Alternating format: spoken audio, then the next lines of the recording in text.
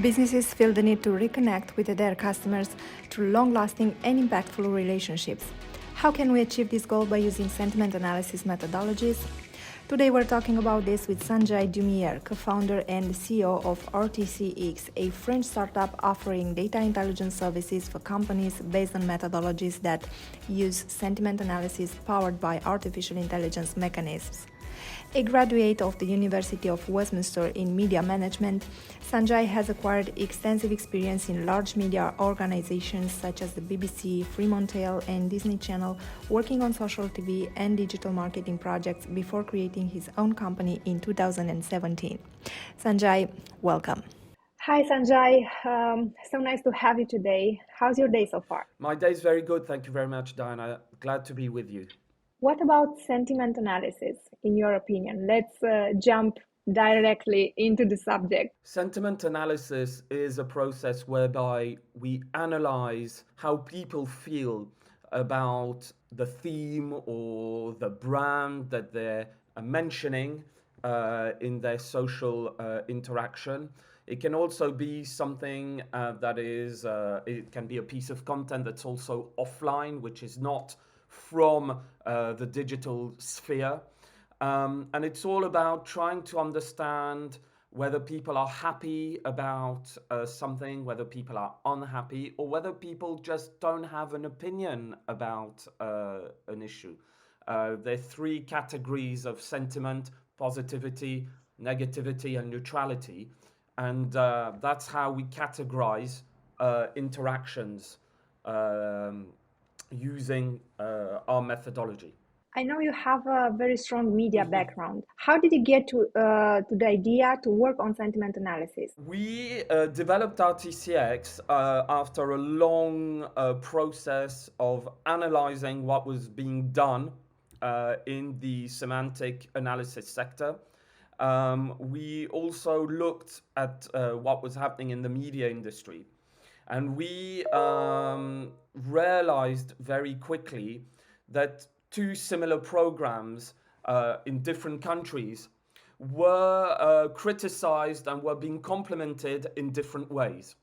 And so our idea was to bring all this data together, enriching it with context. So when we talk about context, it can be intercultural differences, how people consume media content, and we quickly realized that in France it was different than the UK.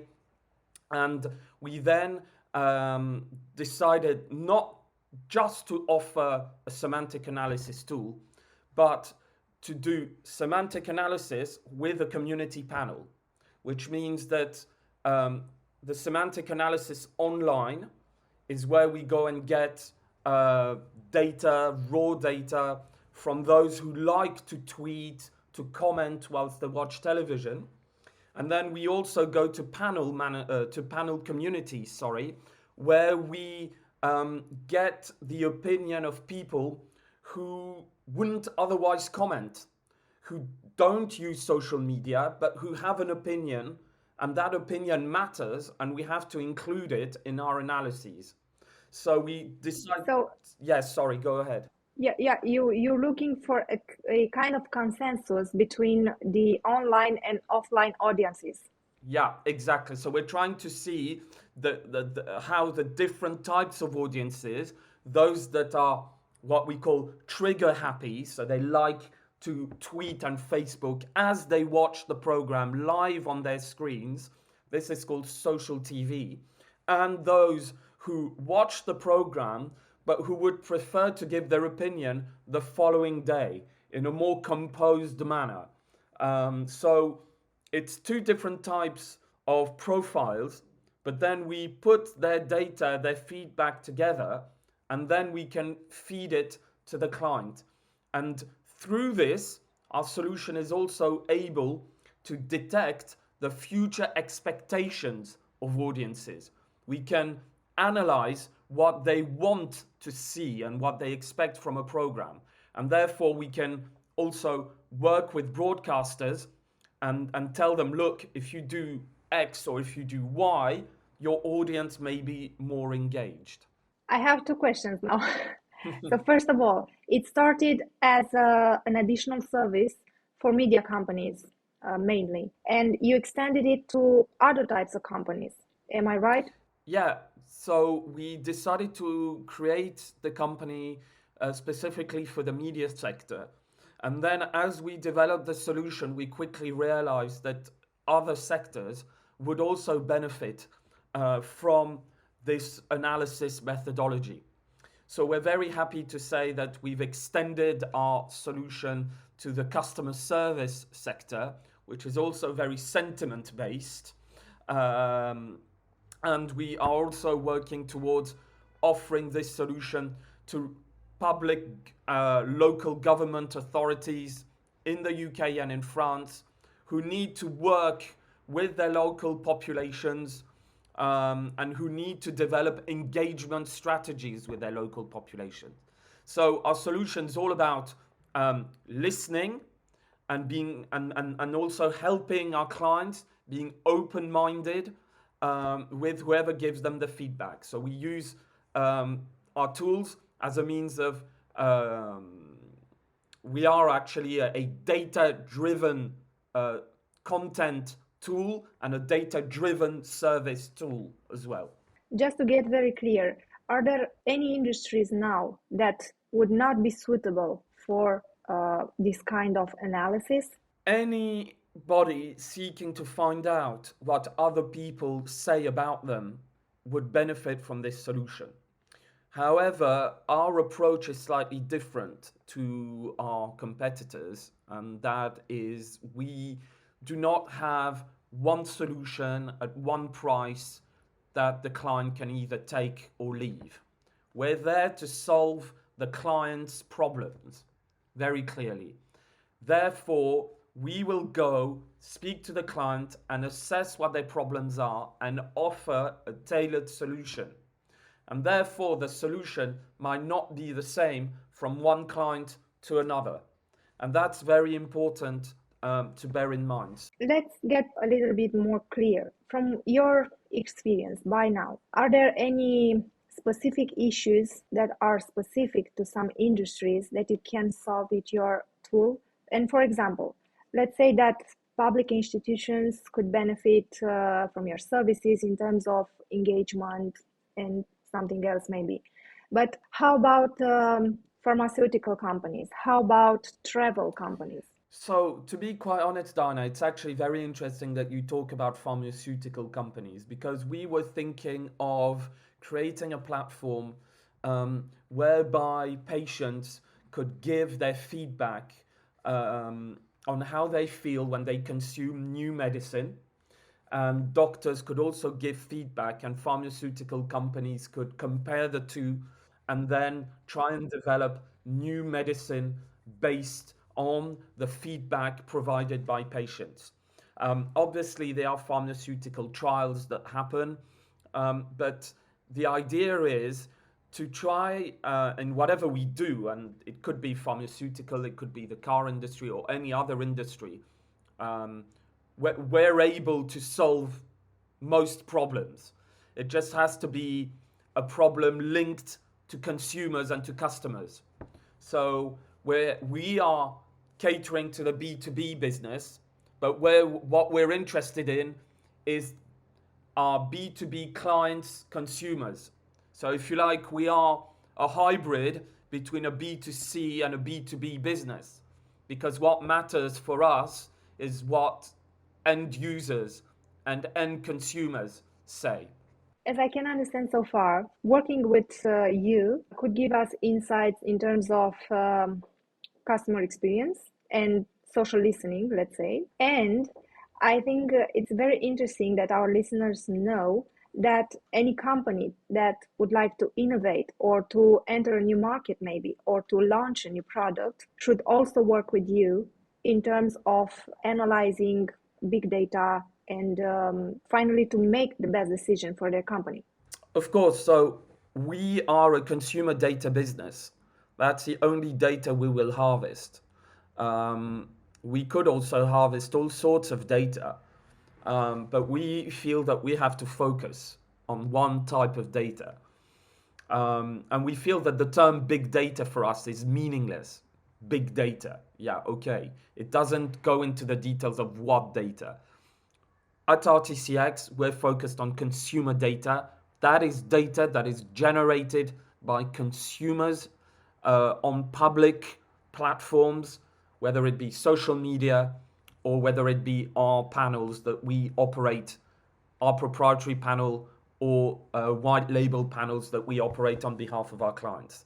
So we're very focused on that.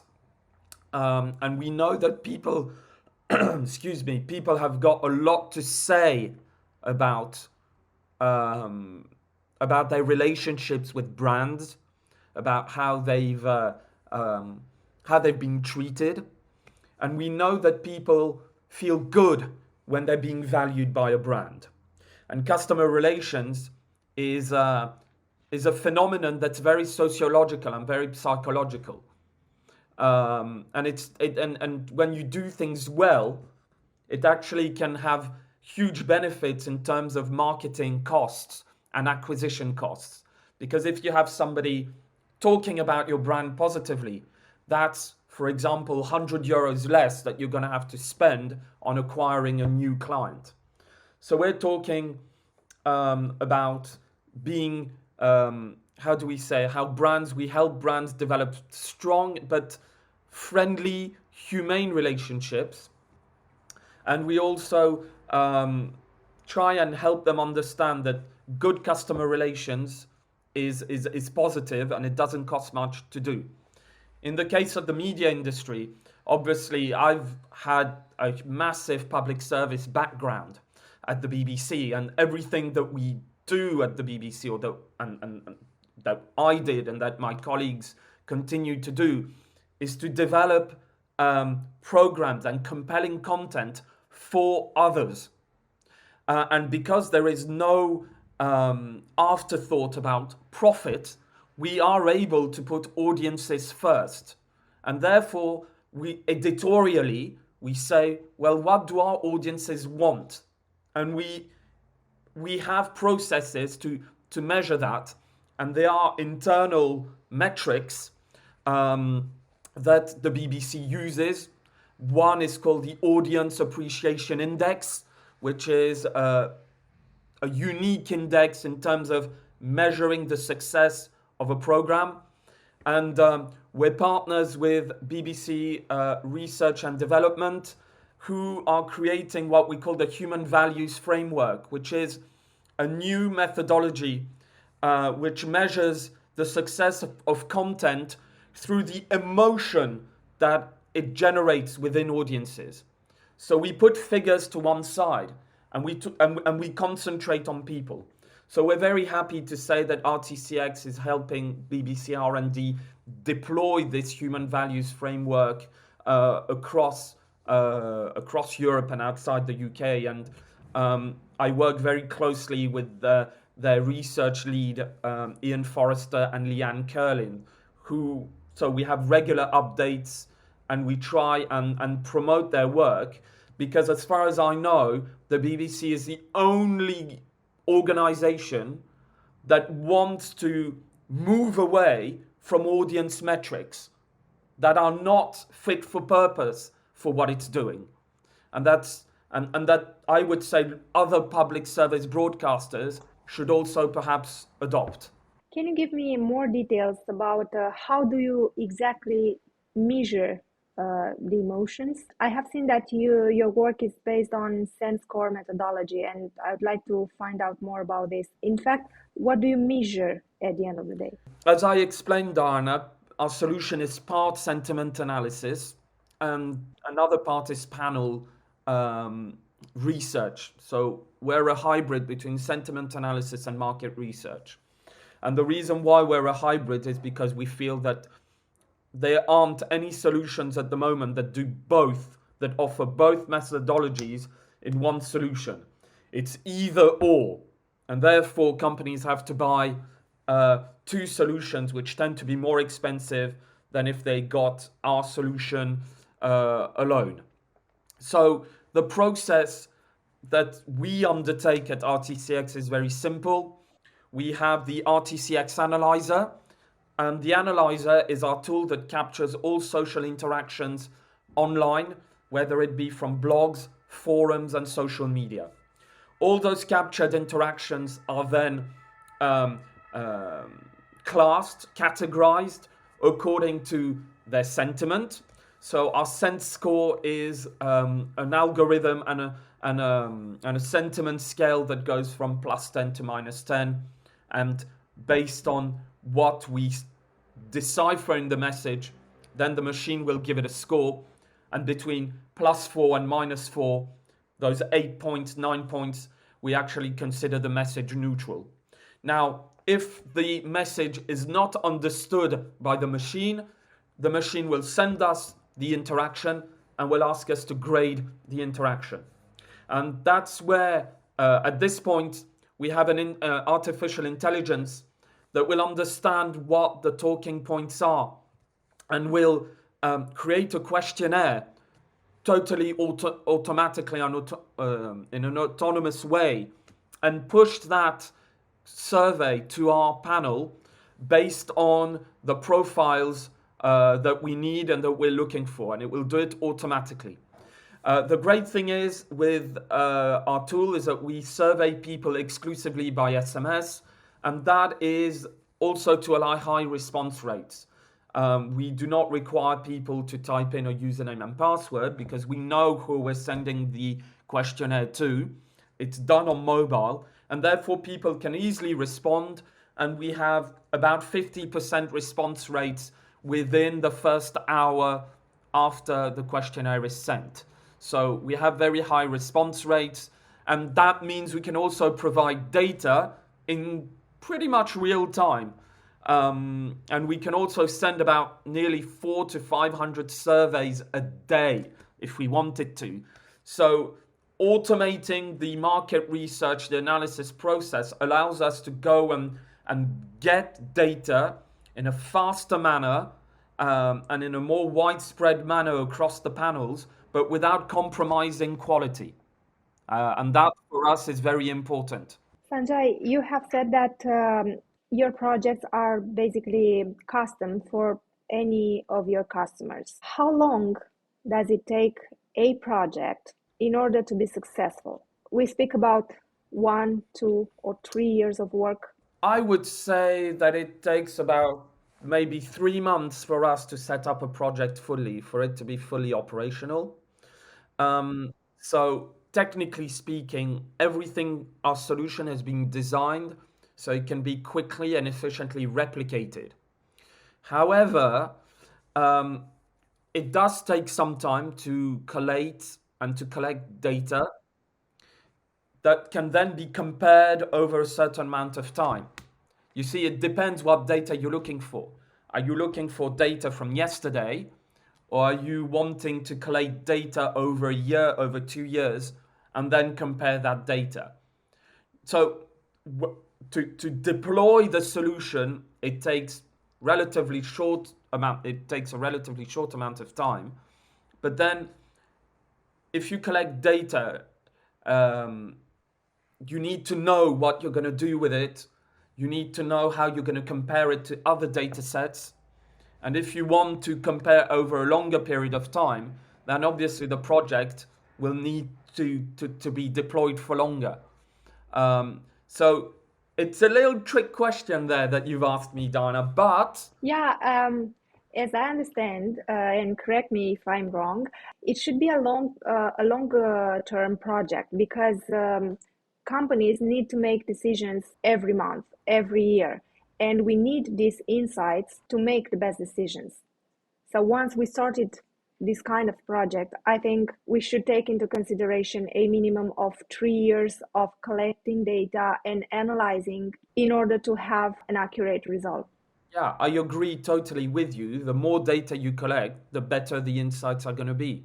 What I'm saying is that it depends on the needs of the client, because data is very much linked to strategy and to business decisions that are hugely strategic. So again, does the data need to be produced every day, every week, every month, every year? our data, our production processes, our data analysts can produce the reports at a time that suits the client. We can also re-inject the contextualized data back into a system, a data system, Salesforce, for example, if that's what the client wants. You are working also on determining how people feel about fake news. Tell me more about this. It's a service just for media companies, or other industries can use it too? Yes, so we're launching, we'll be launching hopefully in 2022 a new B2B study, which is called the Media Trust Index, which analyzes the trust levels that different populations give and give to their different to the different media companies they consume on a daily basis. So it's slightly different to already existing analyses on media trust, because what we're trying to do is we're trying to have a one-to-one relationship with our subscribers that can be broadcasters or any other organization actually, and tell them, look, if this is done, this is what people think about you through the prism of news. So they feel perhaps you haven't covered this using an angle that's appropriate or that they want. We're trying to actually analyze what people want from news, what they expect from news, because there is such, I don't know whether where you are that's the case, but in France and the UK, there's an increasing defiance. The French population is becoming increasingly defiant of the news media, because they feel the regulators are not ensuring that there is due plurality, that channels are objective. And in France, there is a culture of mixing opinion with hard news. Therefore, we lose sight of what's the truth and what's opinion. And for the French, that's very disconcerting at a time where we've had COVID, purchasing power has been reduced, where extreme political movements are emerging a couple of weeks before a presidential election. Let's not forget that France will be going to the polls twice in the next couple of months. First, to renew the mandate of the President of the Republic, and then to renew Parliament 3 weeks after that. And so the idea is to assess by doing 4 analyses a year to see what people think and to see how different news in the news cycle impacts trust, because we know it's a very volatile metric. So we're working with the National School of Statistics, we're working with BBC Research and Development on this project, and hopefully it will be launched. But we're taking our time, because developing a truly